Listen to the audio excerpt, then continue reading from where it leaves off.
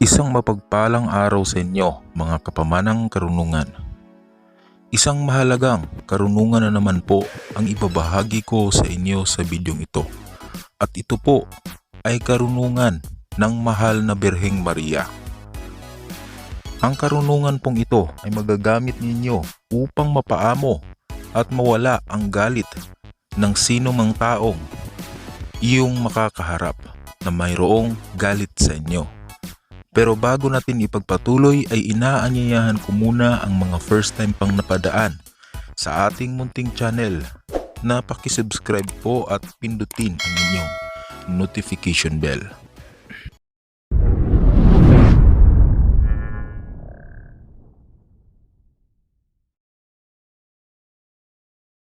Sa bidyong ito, mga kapamanang karunungan, ay tuturuan ko kayo ng karunungan na nanggaling sa ating mahal na Birhen upang mawala ang galit ng isang tao sa inyo at mapapaamo mo siya gamit ang karunungan na ito. Ito po ay sagradong salita ng mahal na Birhen. Sa mga hindi pa nakaranas gumamit ng mga orasyon o mahiwagang salita, ay mas maganda po na inyo muna itong pabibisain sa loob ng 9 na araw. Dadasalin ninyo ito sa umaga at gabi. Laging unahan ng isang Ama Namin, isang Aba Ginoong Maria at isang sumasampalataya.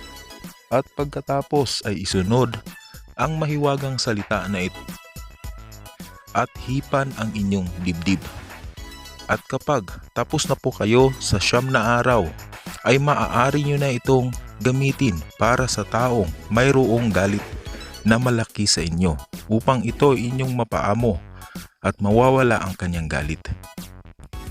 Kung gagamitin nyo na ito, ay dapat po kabisaduhin ninyo ito o isaulo ninyo ang mahiwagang salitang ito nang sa ganoon kapag kaharap na ninyo ang taong inyong gagamitan ay inyo lamang itong uusalin sa inyong isipan ng 3 ulit. Pagkatapos ay pasimple pong pumadyak ng mahina ng 3 beses sa inyong kinatatayuan. At sigurado po ako na sino man po ang iyong gagamitan nito ay mawawala ang galit sa inyo at inyo itong mapapaamo. Kahit na siya ay malayo sa inyo, basta't abot po ng inyong tanaw, ay magagamit nyo rin po ang mahiwagang salitang ito.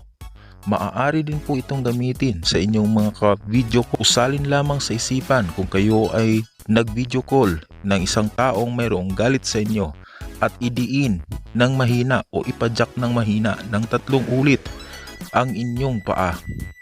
At sigurado po akong mawawala po ang kanyang galit sa inyo.